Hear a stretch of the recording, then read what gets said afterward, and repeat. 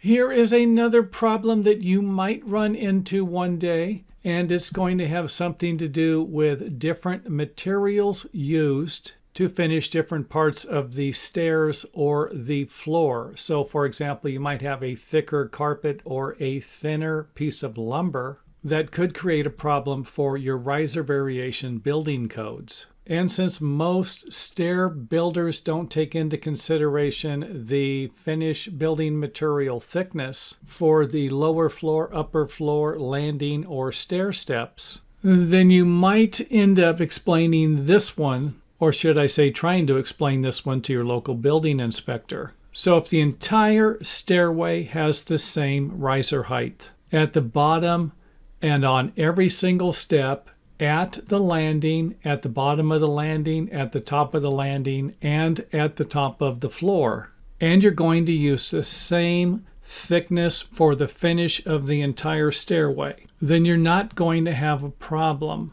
You started with 7.5 inches, and now you have 7.5 inches. And I can't think of any case where it would matter what the thickness of that material was. So for example, if it was a 1/2 inch, 1/4 inch, or 1 inch, you're still going to end up with every single step being the same height. However, this won't be the case if I don't add any materials to the bottom level floor, or I'm going to add a very thin material, creating a 3/8 of an inch riser variation difference, which is usually acceptable by most building departments. And of course, this right here works at the bottom or the top. It's not going to work at the landing, where we just went from a 7 7/8 to a 7 1/8 inch riser height, creating a 3/4 inch difference in the riser variations.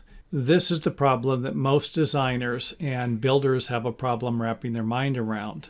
However, that will not be happening to you because I just showed you what this particular problem would create.